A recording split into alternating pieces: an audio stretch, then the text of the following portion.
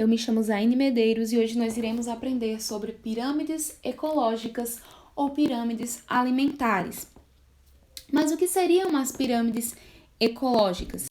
As pirâmides são representações quantitativas de uma comunidade, ou seja, se eu falo quantitativa, eu falo de quantidade, sendo quantidade de indivíduos, ou da quantidade de biomassa desses indivíduos, ou da quantidade de energia desses indivíduos. É justamente dessa forma que nós podemos representar por meio de pirâmides. Existem 3 tipos de pirâmides: a pirâmide de número, a pirâmide de biomassa e a pirâmide de energia. Essas 3 pirâmides nós iremos estudar ao longo dessa aula. A primeira pirâmide que nós iremos estudar é a pirâmide de número. E o que seria essa pirâmide de número? A pirâmide de número ela é explícita em indivíduos. O número de indivíduos, ela está representando o número de cada nível trófico. Então, olhe só nesse exemplo que eu coloquei no slide. 5.000 pés de capins. O que é isso? É o número de indivíduos que são capins.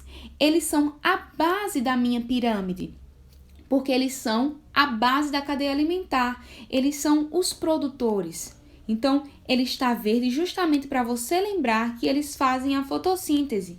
Então, você tem aí 5.000 pés de capins que são predados por 700 gafanhotos que são predados por 50 pássaros. Essa pirâmide, ela é dita como uma pirâmide normal. Por quê? Aí você me pergunta, existe uma pirâmide anormal? Não, porque tem pirâmide invertida, certo? Aqui nesse exemplo você vê a base sempre maior que o cume. Então você vê a pirâmide normal. E nós também podemos enxergar aí uma relação ecológica, que é a de predatismo. No caso do gafanhoto com o capim, a ecologia ela faz uma separação, uma predação de uma planta chama-se herbivoria, mas isso não deixa de ser predatismo. Agora observe o próximo exemplo. Nós temos aí, uma pirâmide de número também, mas essa pirâmide ela não se encontra normal, porque ela está invertida. E aí nós temos no exemplo, que uma árvore, se alimentando dessa árvore, nós temos aí 500 pulgões, se alimentando desses pulgões, nós temos aí 30.000 protozoários. Perceba que houve uma inversão. E por que houve essa inversão? Por alguns motivos importantes. Então, toda vez que você tiver aí um indivíduo se alimentando, um indivíduo menor se alimentando de um indivíduo maior, você tem aí uma inversão da pirâmide de número. Ela se inverte justamente quando indivíduos menores se alimentam de indivíduos maiores. Ok? Então, logo em seguida, nós já adentramos na pirâmide, de biomassa. Então, o que é a pirâmide de biomassa? A pirâmide de biomassa ela vai explicitar, a massa seca dos indivíduos, ou seja, a quantidade de matéria orgânica que vai estar presente no corpo desses seres vivos, de determinado nível trófico. Então, as plantas, elas contêm aí 99% da biomassa terrestre. Então, com frequência, ela é expressa em peso seco. Para descontar essa água, que não é uma matéria orgânica, por unidade de área, então, por exemplo, vai ficar gramas por metros quadrados ou de volume gramas por metros cúbicos, por causa da perda da matéria, entre os níveis tróficos. Então, em geral, a biomassa, ela diminui ao longo de uma cadeia. Então, por exemplo, se a gente pegar, uma amostra de capim, então digamos que tem uma área gigantesca de capinzal e eu vou, pegar essas amostras, vou levar essas amostras para um laboratório, vou desidratar elas, por completo e colocar em uma balança. Eu peguei, a massa seca, certo? E estou desidratando. Com isso, eu consigo fazer uma inferência de qual é a biomassa de capim em todo aquele espaço que eu estou estudando. Outro exemplo seria esse que eu coloquei aí no slide. Né? Se nós colocarmos um pé enorme de pitanga e colocar na balança, ele vai ficar aí pesado 1 tonelada, que equivale a 1.000, né, quilogramas. Então, isso é muito maior em massa do que 5 quilogramas de sabiás sobre essa pitangueira. E é muito maior que 100 gramas de carrapatos. Então, aqui nesse exemplo, nós não temos uma inversão. Aqui nós temos um indivíduo que tem a massa muito maior na base. E essa massa, ela vai se reduzir ao longo, né, da pirâmide alimentar, ok? Aí agora a gente vai vir para o ambiente aquático. Olha só, é importante lembrar disso. Na pirâmide de biomassa, normalmente não é invertida, mas pode sofrer uma inversão, e essa inversão justamente acontece no ambiente aquático. No ambiente aquático, permite uma inversão da pirâmide da biomassa. Então, todas as outras pirâmides, certo, de biomassas estudadas em qualquer tipo de ecossistema, não tem inversão, a não ser que ela esteja situada, certo, no ambiente aquático. E o que é que acontece? A base de todo ecossistema aquático é um serzinho chamado de fitoplâncton. Então, o fitoplâncton, eles são algas unicelulares que fazem fotossíntese. E, por isso, eles são considerados seres produtores. Às vezes, dentro do fitoplâncton, né, podem ser inseridas as cianobactérias. Só que pensando em algas unicelulares, eu coloquei nesse exemplo, né, que 10 kg de algas unicelulares, elas conseguem comportar 20 kg de zooplâncton. Só que como que 20 kg de zooplâncton vai conseguir se manter instável se alimentando apenas de 10 kg de fitoplâncton? E é aí que vem algo importante. O fitoplâncton, por mais que ele esteja em uma massa menor, ele sustenta toda uma pirâmide acima dele. Por quê? Justamente por causa de uma alta taxa de reprodução. Então, muito embora eles pesem pouco no total, eles se multiplicam rápido demais. Tão rápido, né, que eles conseguem repor a biomassa de uma maneira muito intensa. Então, é como se você pensasse assim: eu vou me alimentar somente de pés de milho que eu plantei hoje. Até que esse milho cresça, até que o milho da espiga fique maduro, né, você vai morrer de fome. Mas se o milho crescesse em questão de 24 horas, você poderia se manter dele. Você concorda comigo? Então, o fitoplâncton, ele se reproduz, ele desenvolve e ele cresce tão rápido que ele consegue sustentar toda uma cadeia acima dele, mesmo em uma massa pequena. Certo? Então, lembrando que a pirâmide de biomassa, ela normalmente não vem invertida, mas pode inverter, né, no ambiente aquático. Nós acabamos de ver um exemplo.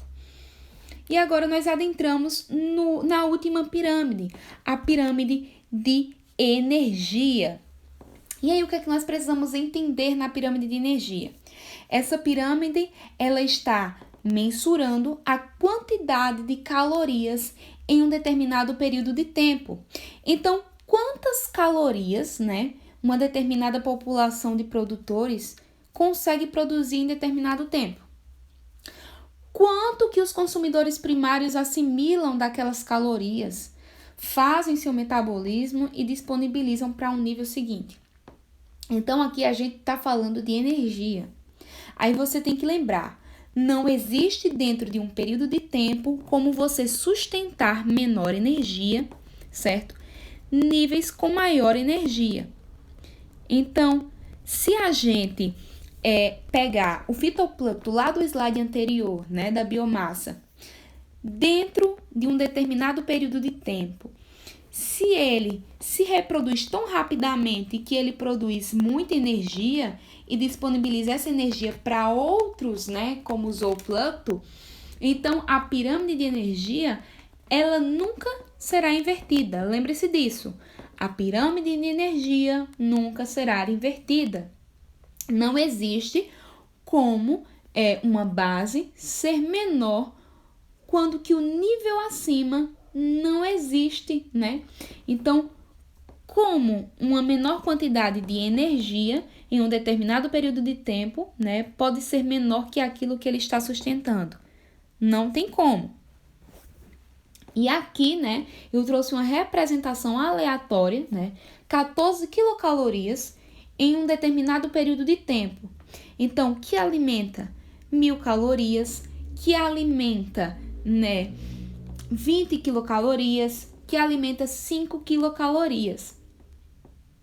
E essa parte riscadinha do lado dos retângulos, né, isso seria o que excede, né, para o nível acima.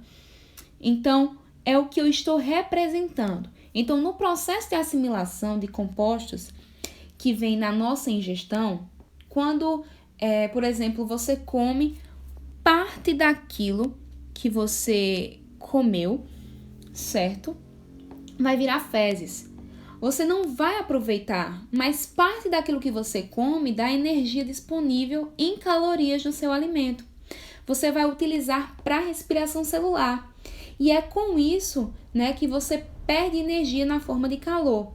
Então, essa perda de energia de um nível para outro é a perda de energia em forma de calor. E é por isso que não tem como ter níveis tróficos muito avançados. Aqui nesse exemplo, você vê que tem o produtor, certo? A parte de baixo, né, da base da pirâmide. E logo em seguida você tem o consumidor primário, você tem o consumidor secundário e você tem o consumidor terciário, quaternário, daí por diante. Depois isso começa a ficar mais difícil, porque a energia disponível que vai para os níveis superiores é muito pequena e é inviável nesse sentido. E para nós finalizarmos, né, existem duas siglas importantes de nós sabermos, que são a PPB e a PPL. A PPB, ela vai ser a produtividade primária bruta. Então, perceba, primária, nós estamos falando de produtores. Então, a produtividade primária bruta, ela vai ser a quantidade de energia convertida em biomassa. Então, pense numa planta. E essa planta ela vai estar recebendo sol, muita energia, muita energia. E aí ela consegue aproveitar toda essa energia solar para aproveitar em biomassa? Não, com certeza não. Aquilo que ela assimila no corpo e transforma em biomassa. É isso. E a PPL, o que seria? A PPL é a produtividade primária líquida, ou seja, aquilo que ela forma de biomassa. Então, descontando o que ela vai gastar no seu metabolismo, então é produtividade primária bruta. Então, menos o gasto metabólico. Ou seja, você vai ter aí uma biomassa armazenada. Um exemplo seria, se você ganha um salário, né, de, digamos, 1.200 por mês, só que para pagar aluguel, luz, água, internet, você vai gastar todo esse seu salário de 1.200 e vai sobrar no fim do mês apenas R$100. E aí que você teve, né, de líquido, porque o resto que você tinha foi usado para sua subsistência. Então, brutamente. Então, brutamente foi ganhado o quê? 1.200. Mas você gastou e aí ficou o metabolismo que sobrou foi 100. Se você guardar esses 100 na poupança, você vai ter aí a biomassa armazenada, ok? Então, é isso. As pirâmides ecológicas são compostas por a pirâmide de energia, a pirâmide de número e a pirâmide de biomassa. Espero que vocês tenham entendido e tenham gostado dessa aula. E é isso. Muito obrigada!